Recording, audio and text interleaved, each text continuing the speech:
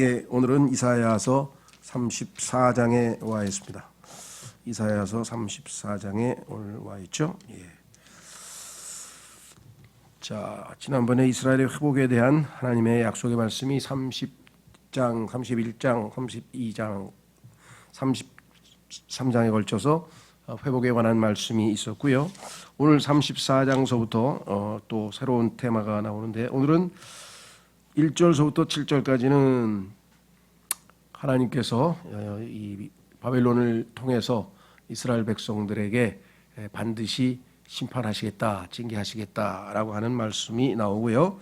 뒤이어서 그 이유가 나와 있습니다. 이스라엘 백성들이 왜 하나님 앞에 이렇게 심판을 받을 수밖에 없는 것인가? 그 이유는 자신의 형제들을 속박한 탓이죠. 하나님의 명령을 어기고 율법을 어기고, 그래서 그 내용을 우리가 한번 살펴보려고 합니다. 자, 그래서 우선 34장 본문서부터 1절서부터 7절까지를 한번 읽어 가겠습니다.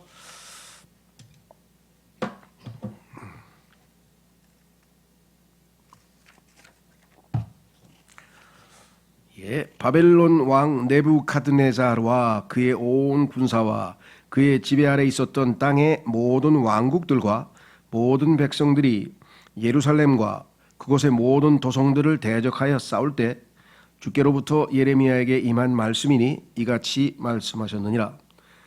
이스라엘 하나님인 주가 이같이 말하노라. 가서 유다 왕 시드키야에게 말하고 그에게 알리라. 주가 이같이 말하노라. 보라, 내가 이 도시를 바빌론 왕의 손 안에 내주겠노라. 그리하면 그가 그곳을 불로 태우리라. 그리고 너는 그의 손에서 탈출하지 못할 것이요 오히려 반드시 붙잡혀서 그의 손 안에 넘겨지리라. 그리하면 너의 두 눈이 바벨론 왕의 두 눈을 대면하여 볼 것이요 입과 입이 대면하여 그가 너와 이야기할 것이요 너는 바빌론으로 가리라.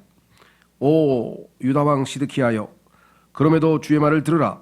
너에 관하여 주가 이같이 말하노라. 너는 칼에 죽지 아니하리라. 오히려 너는 평안 가운데 죽으리라. 그리고 너희 조상들의 염향들과 너보다 먼저 있었던 이전 왕들이 염향들로 그들이 너를 위하여 그렇게 향품들을 태우리라. 그리고 그들이 너를 애도하며 말하기를 아 군주여 하리니 내가 그 말을 천명하였기 때문이라. 주가 말하노라. 그러므로 예언자 예레미야가 이 모든 말씀들을 예루살렘에서 유다의 시드키야 왕에게 전하였더라. 그때 바벨론 왕의 군사가 예루살렘을 대적하여 유다에 남겨진 모든 도시들을 대적하고 하며 라키시를 대적하고 아제카를 대적하여 싸웠더라. 이는 이러한 방어가 강화된 도시들이 유다의 도시들 가운데 남아 있었기 때문이라. 이 문맥 전체는 뭐 내용은 어려울 게 없겠죠. 여러 번 반복되었던 내용 중에 하나인데요. 자, 그 요약된 내용을 한번 좀 보겠습니다. 원수들에게 속박을 당하게 됐는데 적들이 결국 성벽을 뚫고 말았으며 시드키야 왕은 도망을 시도했으나 실패하고 말 겁니다. 여기는 이제 아직은 이루어지지 않은 상황이죠. 곧 이루어질 내용이 열왕기하 25장 1절에서 7절에 보면은 예언이 그대로 성취되는 모습을 우리가 보게 되는데요. 한번 가보겠습니다. 열왕기하로 가보시면 25장 1절에서 7절까지 시드키야의 비참한 모습이 거기 묘사되어 있습니다.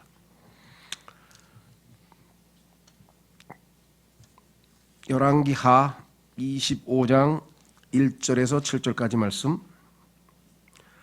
이후에 시드키야의 통치 제9년 열째 달, 그러니까 왕이 된 지 9년이 지났고요. 그 다음에 열째 달, 그달 10일에 이러한 일이 있었으니 바벨론 왕 네부카드네자르가 왔으며 그와 그의 모든 군대가 예루살렘을 대적하여 와서 그곳 맞은편에 진을 쳤더라.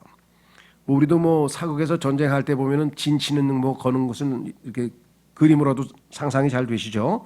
그리고 그들이 그것을 대적하여 주위에 보루들을 건축하였더라. 이제 성을 넘어가서 공격을 해야 되니까 보루들을 건축한 거죠.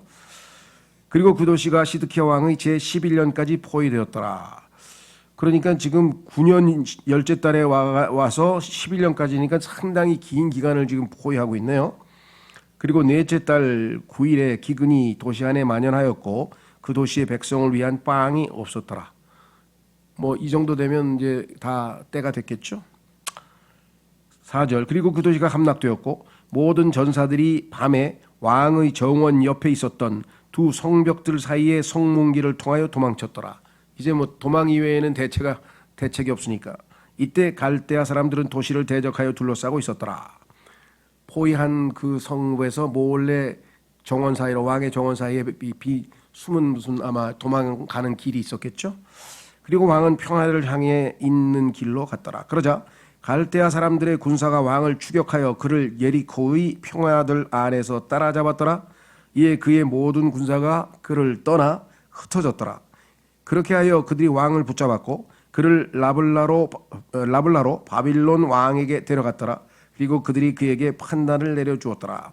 심판의 내용이 뭐냐? 뒤에 나와 있네요. 7절에 그런즉 그들은 시드키야의 아들을 그의 두 눈앞에서 살해하였고 대가가 아들들이 죽는 모습을 목격하였고 그 다음에 이제 눈을 뽑아버렸어요. 시드키야의 두 눈을 뽑아냈으며 그를 노쇠들로 결박하였고 그를 바빌론으로 잡아갔더라. 다시 교재로 와보시면 예레미야가 왕에게 바빌론에 불복하라고 죄송합니다. 여기서 뭐라고 썼나요? 예, 맞죠. 굴복하라고 했죠. 바벨론에 굴복하라고 말했지만 그는 순종하고자 하지 않았습니다. 많은 사람들이 특히 유다의 사람들에게는 충격이었을 겁니다. 그렇지? 어떻게 하나님이 보내신 예언자가 조국을 사수하라. 뭐 하나님이 도와줄 것이다. 하나님의 성읍이다. 예루살렘은 주님의 이름이 그곳에 머무르는 곳이다. 뭐 이래가면서 어떻게 독립투쟁을 아니면 끝까지 싸우라고 이렇게 권면하는 게 일반적인 상식일 것 같은데 빨리 항복하고 바벨론으로 포로로 잡혀가라고 지금 얘기를 했으니 예레미야에 대한 감정이 좋을 리가 없겠죠. 그렇죠? 참 하나님의 그 뜻은 정말 우리가 헤아리기가 쉽지 않습니다. 이것이 이스라엘에게는 최상의 것이기 때문에 하나님께서 지금 허락하신 건데요. 자, 그는 순종하지 않았습니다. 그러므로 왕은 체포되고 결박이 되어 두 눈이 뽑힌 채로 바빌론으로 끌려가 그곳에서 죽게 될 것입니다. 죄에게 속박당한 자는 결국 원수들에게 속박당하게 됩니다. 한마디로 그는 자멸한 것입니다. 이것은 피할 길이 있었는데도 불구하고 불순종으로 말미암아 자멸한 셈이 되겠죠. 결국은 죄가 그를 원수들에게 멸망케 한 원인 제공을 한 것이네요. 자, 다니엘서 4장으로 한번 가보시면요. 하나님께서는 이 땅에 있는 모든 왕들의 운명을 좌우하십니다. 하나님께서 그냥 딱 치면 왕의 자리에서 쫓겨나고 다시 회복시키면 회복되고 이런 일들을 역사에서 자주 볼 수가 있는데요. 특히 구약 성경에 보면 다니엘서 4장에 가면 이런 기록이 나오죠. 25절서부터 보시면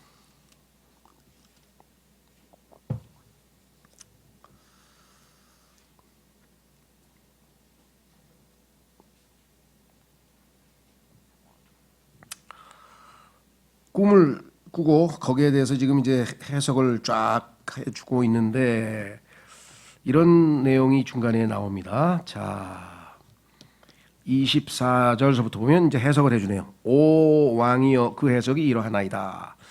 그리고 이것은 내 주 왕위에 임한 지극히 높으신 분의 칙령이니이다. 그건 하나님의 칙령입니다. 즉 그들이 당신을 사람들에게서 내쫓으리니 최고의 권력을 지니고 있었던 그 자를 당신이지만 그러나 하나님이 사람들을 보내서 당신을 쫓아버리실 거다. 당신의 거주지는 들짐승들과 함께 있을 것이요 그들은 당신으로 하여금 소들같이 풀을 먹게 할 것이며 그들은 당신을 하늘의 이슬로 젖게 하리이다. 갑자기 짐승처럼 살게 된 거예요. 황제의 지위에서 짐승의 지위로 내려왔는데 그래서 짐승처럼 살아요. 이제 손톱도 안 깎고 발톱도 안 깎고 하여간 집에도 안 들어가 바닥에서 그냥 짐승처럼 땅에서 먹이를 주워 먹고 사는데 어떻게 이게 가능한가? 뭐 제가 의학적으로 뭘 설명하자는 건 아니고요. 그 정신병 중에 자기가 사람이 아니고 짐승이라고 생각하는 그런 병이 있대요. 그래도 우리나라에도 지금 돼지우리에 살고 있는 사람들이 많이 있다 그러더라고요. 자기가 돼지라고 생각하는 거야. 그게 아마 그런 것 같아요. 자기가 너무나 비인간적이고 형편없는 짓을 저려서 자기 스스로가 자기를 용서할 수 없는 사람들, 혹시 그런 거 보셨나요? 자기가 자기를 용서를 못하는 거야. 그래서 자기가 자기를 인간으로 취급하고 나는 짐승이 되겠다 그래가지고 짐승처럼 살아가면서 일종의 뭐라 그럴까요? 양심을 조금 가라앉힌다 그럴까? 뭐 그런 것 같아요. 저는 전문가가 아니어서 잘 모르겠는데 그런 게 있다 그러는데, 이거는 뭐 하나님께서 짐승의 마음을 주셔가지고 자기가 짐승이라는 줄 알고 좀 살아가는 겁니다. 이유는 뭐냐? 그리하여 지극히 높으신 분께서 사람들의 왕국 안에서 다스리시는 것과 그분께서 원하시는 누구에게든지 그것을 주시는 것을 당신이 알 때까지 곧 7대가 당신의 위로 지나가리라. 7년 동안 짐승처럼 한번 살아보고 나중에 하나님께서 당신을 다시 왕위로 복귀시킬 때, 야, 이 모든 것을 하시는 분은 하나님이시구나 하고 그걸 한 가지 배우기 위해서 당신은 지금 요 훈련이 필요한 겁니다. 그렇죠? 그 누구야? 김정은이도 조금 짐승으로 만들어 주셨으면 좋겠다는 생각. 아니 뭐 김정은이가 미워서가 아니라 그 밑에 있는 북한의 그 뭐라 그럴까요? 인민이라고 해야 되나? 너무나 불쌍하잖아요. 야, 참. 뭐 제가 이건 그 문제 전문가는 아니니까 그냥 거기서 그치고요. 자, 그래서 26절, 그리고 그들이 그 나무 뿌리들의 몸통을 남겨두라고 명령하였으므로 당신께서 하늘들이 다스리는 것을 아신 뒤에는 당신의 왕국이 당신께 확고하게 되리이다. 그러니까 당신이 왕 된 게 그게 뭐 똑똑하고 잘나서 된 게 아니고 다 하나님께서 알아서 하시는 일이라는 것을 모르고 속된 말로 깝죽대고 있으니까 하나님께서 그걸 교훈을 하나 가르쳐 주려고 지금 7년 동안 그렇게 짐승살이를 하는 겁니다. 이렇게 얘기를 했네요. 이 땅에 있는 모든 통치자들이, 권력자들이 좀 그걸 알았으면 참 좋겠다, 그런 생각이 듭니다. 자, 다시 돌아오셔서 8절부터. 자, 그러면 8절서부터 22절까지 내용도요, 그냥 쭉 읽어가면 내용이 어려운 게 하나도 없습니다. 아, 이스라엘 백성이 이런 짓을 했구나. 그래서 하나님께서 진노하셨구나. 그래서 하나님께서 반드시 바벨론을 통해서 심판하시겠다고 마음을 정하셨구나, 알 수가 있습니다. 하나님의 그 마음을 충분히 읽을 수 있죠. 8절.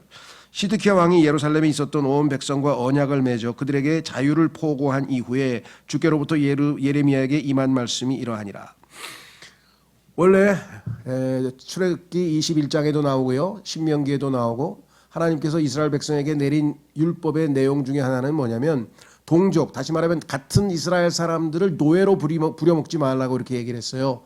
그래서 혹시라도 그 사람이 빚을 져가지고 어쩔 수 없이 와서 종으로서 일을 하게 되면 7년째에는 다 내보내라 그랬어요. 7년째에는 다 풀어주라고. 그런 율법을 하나님께서 정해줬거든요. 근데 그 율법을 하나도 안 지킨 거야. 그러다가 위기가 왔어. 바벨론이 지금 쳐들어온다, 뭐 이집트가 뭐 전쟁이 난다, 막 주변에서 지금 막 분위기가 영 안 좋으니까 어떻게 했어요? 시드키야 왕이 그래도 야, 여기서 하나님에게 이게 좀 뭐야, 다가가서 이렇게 잘 빌고 하려면은 하나님의 뜻대로 좀 해야 되겠다. 그래가지고 율법에 나와 있는 대로, 야, 너희들 7년째 된 종들 다 내보내, 자유를 줘라 하고 왕이 갑자기 이제 율법을 지키려고 하는 건지 지키는 척하는 건지 하고 지금 했다 이 말이죠. 그때 하나님께서 예레미야에게 다시 말씀을 내려주셨어요. 뭐라고 했나 보겠습니다. 9절. 그것은 모든 사람이 저마다 히브리인인 자기의 남종을 가게 해야 하고 모든 사람이 저마다 히브리 여인인 자기의 여종을 자유로이 가게 해야 한다는 것이며, 아무도 그들 곧 그의 형제인 유대인으로 하여금 자신을 섬기게 해서는 안 된다는 것이라. 이것이 출애굽기 21장에서 하나님께서 10계명을 주신 다음에 주신 그 내용이란 말이죠. 이제 언약 속으로 들어간 모든 통치자들과 온 백성이, 모든 사람은 저마다 그의 남종을 가게 해야 하고 모든 사람은 저마다 자기 여종을 자유로이 가게 해야 한다는 것과 더 이상 아무도 그들로 하여금 자신들을 섬기게 해서는 안 된다는 것을 들었을 때 그제야 그들이 순종하여 그들을 가게 하였더라. 그때까지는 왕들도 율법을 하나도 안 지키다가 갑자기 왕이 칙령을 내려가지고 하나님 말씀대로 다 율법에 나와 있는 대로 7년 된 종들은 다 자유롭게 다 내보내라, 해방시켜라, 또의 해방을 시켜라 하고 명령이 떨어지니까 그제서야 이제 소위 말하면 순종을 했는데, 자, 문제는 어디에 있느냐? 옆에 있던 그 이제 바벨론이 강성해져 가지고 막 세력을 넓히니까 그 이스라엘의 남쪽에 있던 이집트가 긴장을 한 거예요. 요즘도 그렇죠. 우리나라에도 보면 막 국제 정세도 보면은 이 나라하고 뭐 지금 러시아가 막 세력을 뻘쳐가지고 그냥 우크라이나 치고 그러니까 나토가 힘을 합쳐가지고 막 무기 대주고 지금 어떻게든지 그냥 여기 못 넘어게 하려고 지금 하는 거랑 비슷한 거예요. 근데 갑자기 이집트가 긴장을 한 거예요. 야, 이 큰일 났는데 이거 해가지고선 군대를 몰아가지고 올라가니까 바빌론이 깜짝 놀라가지고 이제 뒤로 물러서는 거죠. 그런 상황이 딱 된 걸 보니까 바빌론 도망가네. 그랬더니 뭐예요? 야, 아까 저 해방시킨 종들 다 데리고 와 다시. 이래가지고 다시 또 불러들였어요. 그러니까 이게 그냥 뭐라 그래 속임수죠. 진짜 진실된 마음으로 하나님의 율법을 지킨 게 아니라 위기 상황에서 어떻게 좀 빠져나가 보려고 하나님의 말씀을 지키는 척 했는데 상황이 반전되니까 다시 불러들였다. 여기 써 있네요. 11절. 그러나 그 후에 그들이 돌이켰으니 자신들이 자유로이 가게 하였던 종들과 몸종들을 되돌아오게 하여 그들을 종들과 몸종들로서 복종하게 하였더라. 다시 불순종 하나님 말씀을 또 어겼어요. 그러면 하나님 가만히 계신가요? 다 보고 계신 하나님께서 12절. 그러므로 주의 말씀이 주께로부터 예레미야에게 임하였으니 이같이 말씀하셨느니라. 이스라엘의 하나님인 주가 이같이 말하노라. 내가 너희 조상들을 이집트 지역과 노예들의 집에서 데리고 나왔던 날에 나는 그들과 언약을 맺으며 이같이 말하였노라. 여러분들도 예수님 처음 믿었을 때 뭔가 마음가짐이 있었을 거 아니에요. 그렇죠? 이스라엘도 마찬가지.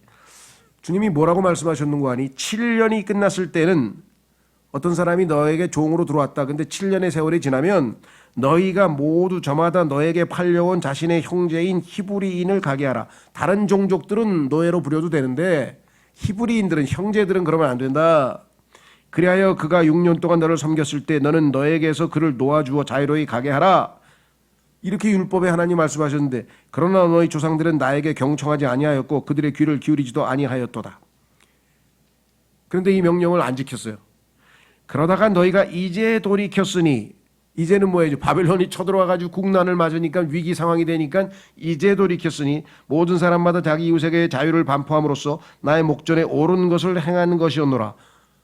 그래서 오래간만에 옳은 것을 한번 행했는데 그리고 너희가 나의 이름으로 불리는 그 집안에서 내 앞에서 언약을 맺었도다. 그런데 상황이 반전되니까 다시 원래대로 또 그들을 불러 다시 소환해가지고 노예로 부려먹었어요. 그러나 16절 너희가 돌이켜서 나의 이름을 오염시켰도다. 그리하여 모든 사람마다 자기 종을 모든 사람마다 자기 여종을 되돌아오게 하였으니 그들은 너희가 그들의 의향대로 자유를 주었던 자들이라. 자유를 주었던 자들을 도로 불러들였어요. 그런즉 그들을 복종하게 하여 너희에게 종들과 몸종들이 되게 하였도다. 그럼 하나님의 결론은 뭐냐? 17절.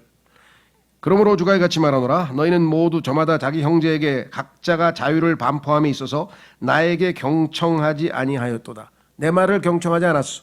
보라, 내가 너희로 인하여 칼과 전염병과 기근에게 자유를 반포하노라.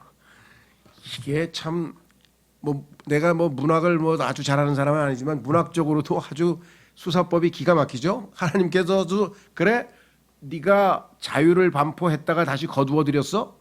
그러면 내가 자유를 반포할게. 누구에게 자유를 반포합니까? 칼과 전염병과 기근에게. 마음껏 가서 내 백성을 두들겨 패줘라.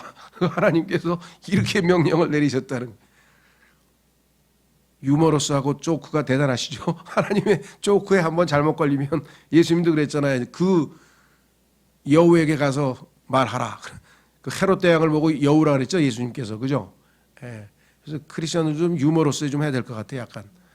근데 너무 또 유머러스 해주려고 그랬더니 옆에 있던 사람이 다 아재 개그라고 또 다 막더라고. 요즘에는 인싸가 돼야 되나 뭐 인싸. 그러니까 첨단으로 가가지고 끼질 못할 때 잘못 끼면 아주 그렇게 돼버리죠. 어쨌거나 중요한 건 뭐냐? 하나님께서 다 보고 있었다가 칼과 전염병과 기근, 이스라엘 백성들이 제일 무서워하는 게 이 세 가지인데 이거를 에게 자유를 주셨대. 마음껏 가서 하고 싶은 대로 해라. 그렇게 표현이 너무 멋있죠. 참. 주가 말하노라. 그리하여 내가 너희로 하여금 땅의 모든 왕국들로 옮겨지게 하겠노라. 그래가지고 전 세계로 다 쫓겨가가지고 종노릇하게 생겼으니 그리고 나는 나의 언약을 위반한 사람들을 내주겠으니 그들은 자신들이 내 앞에서 이미 맺은 언약의 말들을 수행하지 아니하였으니 곧 그들이 송아지를 둘로 자르고 그것의 부위들 사이로 지나갔을 때라. 그것은 뭐냐면요, 송아지 짐승을 한번 보시죠. 여기 어디야? 창세기 15장에 가면은 그런 짐승을 둘로 갈라가지고 그 가운데로 지나가는 장면이 나오는데 그것은 언약을 체결할 때 하는 일종의 종교 의식이에요. 예전에 징기스칸인가 뭐 태무진인가 이런 사람들 뭐 의형제 맺을 때 보면은 막 짐승을 죽여가지고 피를 받아서 둘이서 이렇게 피를 나눠서 먹잖아요, 그죠? 뭐 그런 거 비슷하게 여기는 하나님 앞에 언약을 체결할 때 양쪽이 계약을 체결할 당시에는 짐승을 쪼개가지고 그 가운데로 지나갑니다. 그 피의 언약이죠. 자, 15장 창세기 15장 17절. 그러고 나서 이러한 일이 있었으니 해가 져서 날이 어두워졌을 때인데 보라 연기나는 용광로이고 고기 조각들 사이로 지나간 불타는 등불이라. 언약을 체결할 때는 항상 고기 쪼개놓은 것 사이로 지나간다는 거죠. 자, 그래서 언약을 안 지켰다는 얘기를 하나님께서 지금 하는 거예요. 언약은 체결은 해놓고 안 지켰어 너희가. 그래서 이렇게 하나님 말씀하고 계시죠. 다시 34장으로 와보시면은요, 예레미야 34장 19절. 유다의 통치자들과 예루살렘의 통치자들과 내시들과 제사장들과 그 지역의 온 백성 곧 그 송아지의 부위들 사이로 지나간 자들을 내가 내주겠노라. 나하고 언약을 체결했던 백성들과 지도자들 모두를 다 바벨론 사람들에게 내어주겠다 하나님께서. 20절. 내가 바로 그들을 그들의 원수들의 손안에 그들의 생명을 참는 자들의 손안에 내주겠노라. 그리하면 그들의 시신들이 하늘의 날짐승들과 땅의 짐승들에게 음식이 되리라. 유대인들은 이 소위 말하면 장례 문화를 굉장히 중시하는데요. 이 묻히지도 제대로 장례도 못 치르고 묻히지도 못한 채 이렇게 짐승의 시체가 밥이 되는 것은 아주 치욕이겠죠. 21절. 그리고 유다왕 시드키야와 그의 통치자들을 내가 그들의 원수들의 손안에 그들의 생명을 잡는 자들의 손안에 너희에게서 떠나 올라간 바빌론 왕의 군사의 손안에 내주겠노라. 보라 내가 명령하겠노라. 주가 말하노라. 그리하여 그들로 하여금 이 도시로 되돌아오게 하겠노라. 왜 되돌아냐면요, 이집트가 나서서 도망간 걸로 착각을 해가지고 이스라엘 백성들이 다시 하나님의 명령을 불복종하고 종들을 다시 불러들였잖아요. 그런데 그 도망가는 바벨론을 더 강하게 해서 되돌아오게 만들고 이집트는 약하게 하고, 그러니까 이 땅의 세계 정세가 우리가 몰라서 그렇지 다 하나님께서 알아서 다 조종하고 계신 거예요. 그렇죠? 예. 그러니까 2차 세계대전도 때가 되면 아주 약세에 놓였던 그 연합군들이 다 힘을 합쳐가지고 결국 승리했잖아요. 당시에 군사력으로 보나 뭐로 보나 독일 제국을 제3제국이라고 불렀는데 당시에 제3제국을 이길 수 있는 힘이 없었지만 하나님은 우리하고는 계획이 다르신 거죠. 자, 그래서 그리하면 그들은 그곳을 대적하여 싸우고 그것을 점령하며 그것을 불로 태우리라. 그리하여 내가 유다의 도시들을 거주자가 한 명도 없는 황무지로 만들겠노라. 하나님의 진노가 아주 굉장히 타오르신 모습을 보여줍니다. 자, 그래서 우리 다시 교재로 돌아가셔서 형제들을 속박하며 형제들을 괴롭힌 것으로 인한 하나님의 진노. 유대인들은 자신들의 형제들을 노예로 삼아서는 안 되며, 이건 아까 제가 말씀드렸죠. 매 7년마다 종들을 놓아주어야 합니다. 출애굽기 21장에 나와 있고 신명기 15장에도 나와 있습니다. 예루살렘에 있던 사람들은 바벨론에게 포위당했을 동안에는 이 율법을 지켰습니다. 문제는 뭐냐면, 그러나 바벨론이 이집트군의 출현으로 인해 퇴각하자 이들은 노예들을 다시 취했습니다. 노예 주인들은 상황이 어려울 때는 주님의 환심을 얻기 바라면서 율법에 순종했으나 상황이 좋아지자 마음을 바꾸었습니다. 이런 상황, 이런 방식의 그 마음 상태가 우리의 신앙생활에도 자주 나타나게 되는 거죠. 그렇죠? 여러분 어떠세요? 드슬하게 살다가 하나님께서 조금 쪼이면은 갑자기 아이고 잘못하면 경을 치게 생겼는데 정신 차리자. 그리고 또 회개하고 마음을 다져서 이제 다시 정상적인 영적 생활로 되돌아오기도 하고요. 이런 게 우리에게도 상당히 많이 있습니다. 아이들도 그렇잖아요. 그렇죠? 예. 그래서 정기적인 그 뭐라 그럴까요? 일종의 교육 뭐 그런 게 좀 필요하죠. 예. 군대도 마찬가지고. 제가 군대 있을 때 그 좀 현명한 지휘관이라 할까요? 그런 사람들은 그 적절한 타이밍에 아주 군기를 잡더라고요.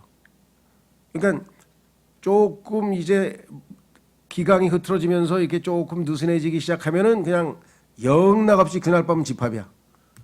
그러니까 나중에 사람들이 딱 알아. 가만히 있어봐. 지금 잘못하면 내일 모레 집합하게 생겼는데, 야, 정신 차려. 자, 정신 차리자. 그래갖고 막 청소도 열심히 하고 막 건물 정리도 잘 해놓고 다 그러면, 그런데 집합할까 안 할까요? 집합해요. 그래도 해요. 왜? 미리 예방주사를 놓는 거예요. 바울도 자만할까봐 하나님께서 예방주사 놨듯이 그래도 예방주사를 맞는 게 차라리 나아. 왜? 집합 안 하면 불안한 거야. 근데 또 언제 집합하지? 잠이 안 와. 불안해서. 그래서 그 현명한 사람은 딱 봐가지고 그런 걸 적절하게, 하나님께서도 그걸 너무 적절하게 하시는 것 같아요. 열왕기, 역대기 이런 걸 보면 이스라엘의 상황에 맞춰서 적절하게 여기서 침략했다가 이렇게 풀어줬다가 또 여기서 침략했다 여기서 풀어줬다 이렇게 쫙. 지금 세계의 모든 국가들의 흥망성쇠도 다 하나님의 손 안에 놓여 있습니다. 그렇죠? 북한에서 핵무기 100개, 1000개 만들면 뭐합니까? 전기가 안 들어가든 저기 고장 나가지고 단추를 눌러도 발사가 안 되면 그만이지. 그렇잖아요. 뭐가 두려워요. 자, 그래서 우리는 우리에게 한번 영적으로 적용을 한번 해보려고 합니다. 순종은 내면에서의 헌신을 통해 나와야 마땅합니다. 그렇죠. 마음이 중요한 거 아니에요. 잠언에서도 아들아 내 마음을 내게 다오. 그래서 마음이 주님을 향해서 이렇게 열려 있어야 되는데 주변 환경에 좌지우지되어서는 안 됩니다. 상황 봐서 가만히 있어봐. 지금 순종 안 하면 경을 안 되겠다 순종하자. 그러다가 다 풀렸어. 저기 뭐 이제 괜찮은 것 같은데 분위기가 이러면 도로 원점으로 갔다가 자 그런 식의 상황으로 하면 안 된다는 거죠. 과거에 어떤 분이 그러더라고요. 자기가 사우디아라비아의 그 오래된 얘기죠. 하여간 우리나라 저 중동 붐이 이럴 때 거기에 자기가 그 일꾼으로 갔대요. 무슨 도장하는 저 시멘트 바르는 뭐 하여간 그런 걸로 갔는데 자기는 그리스도인이기 때문에 일정한 패턴에 의해서 열심히 꾸준히 이렇게 쫙 해서 자기 책임량을 이렇게 하고 있는데 거기가 있던 사람들 옆에서 딱 보니까 감독관 없을 때는 슬슬 놀고 담배 피고 있다가 저쪽에서 왔다 떴다 하고 딱 오면 그때부터 그냥 뭐 열심히 하더래. 그래서 자기가 보면서 야, 막 하나님이 다 보고 계신데 너는 자기는 그런 마음으로 했다 그러더라고요. 그래서 하여간 그 얘기를 듣고 이분이 또 지혜롭게 하셨나 보다 간증하면서 그 간증이 기억이 나요. 자, 노예 주인들은 그들의 종들보다도 더 노예 상태에 놓여 있었던 셈입니다. 그렇죠. 뭐의 노예가 돼 있었습니까? 여건, 주어진 여건에 따라 마음이 왔다 갔다 하는 게 일관성이 없어. 환경, 그렇죠? 그 다음에 처지, 자기의 처지가 비참하고 형편없으면 하나님 앞에 가서 막 그냥 고소하고 울고 막 이랬다가 조금 펴이면은 그 다음에 하나님이 어디 계시냐 싶어가지고 또 여기저기 가서 딴짓하고 돌아다니다가 이렇게 되는 게 이스라엘 백성의 모습이었는데 뭐 여지없이 우리의 모습이나 마찬가지겠죠. 그래서 우리는 결론이 무엇입니까? 이는 그들이 주님을 기쁘시게 하고자 마음을 다하지 않았기 때문입니다. 그렇습니다. 오늘날도 마찬가지예요. 지금 이스라엘은 어떻게 하고 있습니까?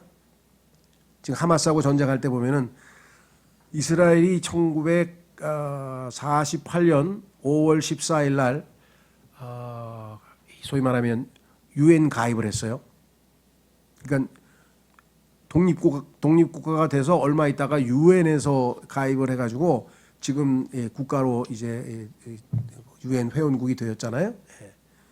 그러니까 그때 이후로 이 이스라엘은 계속해서 있는 주변 국가와의 소위 말하면 동맹 관계, 그러니까 외교 정책이 뭐냐면 주변 국가들하고 관계를 잘 맺어서 협약을 해서 조약을 체결해 가지고 소위 말하면 강화 조약이라 평화 조약을 계속 체결하는 거예요.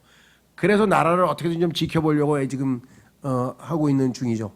그래서 이집트하고도 그렇고 레바논하고도 그렇고 뭐 하여간 몇몇 나라들하고 지금 벌써 성과가 있었어요. 그래서 요번에도 어떤 그 예멘인가요? 하여간 저 남부에 있는 조그만 나라하고 거의 성사가 되려고 했는데 거기에 이란의 지지를 받는 그런 그 어떤 반군이 거기서 그 반기를 들면서 이제 이번에 소위 말하면 하마스 전쟁이 터지면서 아주 다시 원점으로 돌아간 셈인데요. 지금도 마찬가지예요. 어떻게든지 주변에 있는 아랍 여러 국가들의 환심을 사서 가능하면 그와 같은 방식으로 국가의 안전을 보장하려고 하는데 하나님을 의지하는 성경에서 바라볼 때 그런 마음은 지금 전혀 없죠. 성경에서 하나님께서 association, 소위 말하면 이렇게 연관, 사람 주변 국가에게 의지하고 의탁하지 말라 그랬는데 이때도 마찬가지잖아요. 이집트에게 의지했어요. 왜? 바벨론에게 대적할 수 있는 강대국이니까.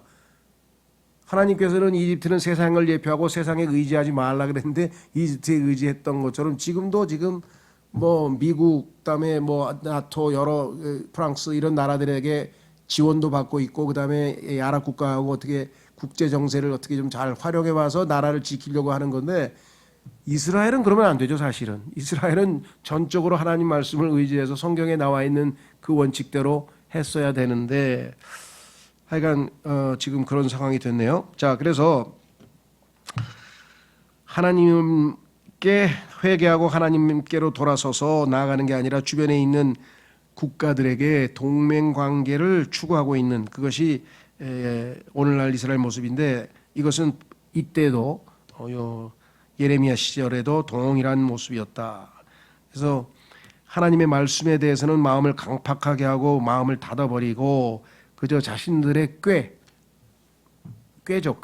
어떻게든지 머리를 써서 외교 관계를 잘 맺고 뭐 이런 방식으로 국가의 안전을 유지하려고 하는 것입니다.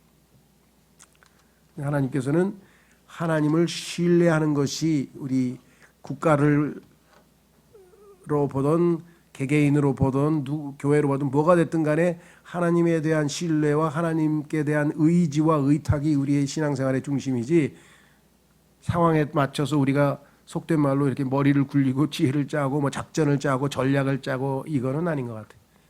그렇죠? 그래서 우리가 하나님이 주신 지혜를 가지고 우리가 그 지혜롭게 처신하고 뭐 이것이 나쁘다는 건 아닙니다. 그렇죠? 뭐 필요하면은 얼마든지 전략도 짤 수 있고 다 할 수 있죠. 그럼에도 불구하고 상황이 바뀌면 다시 하나님의 약속의 말씀은 휴지장처럼 이렇게 던져버리는 이 이스라엘의 행태가 우리 그리스도인들에게 있어서도 목격돼서는 안 되겠다. 너무나 뭐라 그럴까 속이 뻔히 들여다보이지 않습니까? 시드키야가 왜 갑자기 몇백 년 동안 지켜오지도 않은 율법을 반포하면서 야 빨리 다 저 노예들 다 7년 된 사람 다 내보내. 왜 그랬을까요? 어떻게 하나님 보고 계시죠? 내가 하나님 말씀에 좀 순종 좀 하려고 하는데 어떻게 좀 잘해 주시면 안 되겠습니까? 지금 하나님하고 지금 거래합니까 지금? 그 마음 상태가 지금 순전히 하나님을 이용해 먹고자 하는 그런 것 이외에 아무것도 아니었죠. 그나마 그래도 하나님께서 그것을 듣고 했는데 상황이 바뀌니까 바로 돌아서 가지고 그 이집트가 이 자신들의 동맹이라고 하는 사실에 야 우리 이 강력한 이집트가 와서 우리를 도와주니까 저 바벨론이 도망갔구나. 이집트가 우리의 뒷배경으로 있는 한 끄떡없어 뭐 이렇게 생각한 사람. 참 하나님께서 이것 하나 찾고 마치겠습니다. 배우라 그랬죠. 자, 두 군데를 찾겠습니다. 로마서 15장. 로마서 15장.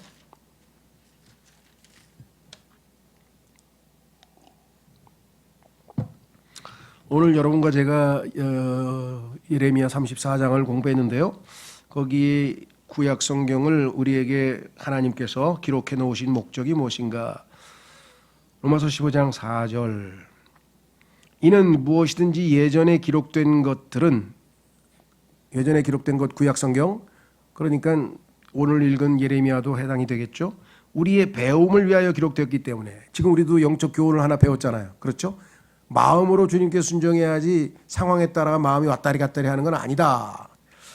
이 우리로 하여금 성경 기록들이 주는 인내와 위로를 통하여 소망을 지니게 하려 함이라.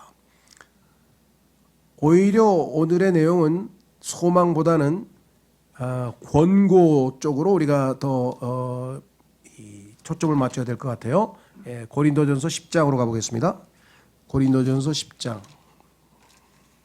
고린도전서 10장에 가면은 구약에 있는 기록들의 또 다른 목적 중에 하나는 뭐냐? 위로와 인내를 통해서 우리에게 소망만 주는 것이 아니고 우리로 하여금 배우게 하는데 뭘 또 배울 수 있게 하느냐? 고린도전서 10장. 이스라엘 백성들이 광야에서 2만 3천 명이 하나님께 불순종해서 쓰러진 사건을 기록하면서 이렇게 이야기를 했습니다. 11절. 이제 이 모든 일들이 본보기 들로서 그들에게 벌어진 것이라. 그런즉 그것들이 우리를 위한 권고로 기록되었으니 세상의 끝들에 당면한 우리에게라. 그래서 이스라엘 백성들의 실패가 우리에게는 권고로, 너희들도 이와 같은 실패를 하지 말라고 하는 교훈으로 우리에게 주어졌다. 이렇게 말씀을 했고, 시편 19편 이왕 나왔으니까 하나 더 찾겠습니다.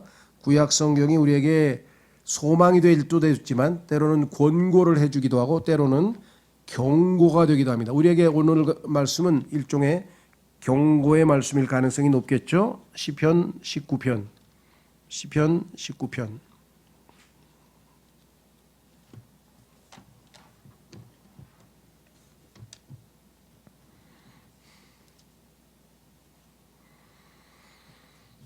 7절부터 보시면 주의 율법은 완전하여 혼을 회심시키고 주의 증언은 확실하여 우매한 자를 지혜롭게 하는도다.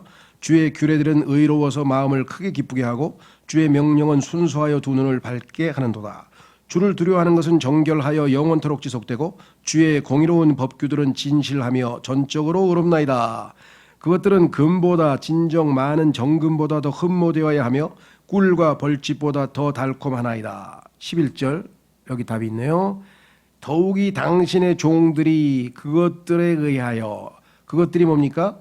하나님의 말씀, 즉 율법, 증언, 규례, 명령, 두려워하는 것, 주의 공의로운 법규들, 이 모든 것들에 의하여 경고를 받나이다. 하나님의 말씀이 우리를 경고하죠. 또한 그것들을 지킴으로써 위대한 보상이 있나이다.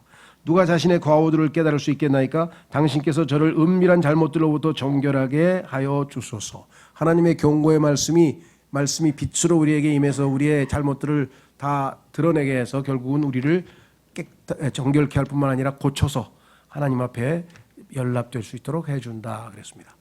그래서 구약 성경 우리에게 굉장히 큰 유익을 주는데 어떤 이상한 분들이 나오셔서 우리는 신약교회의 성도입니다. 구약 성경이 우리한테 왜 필요한 겁니까?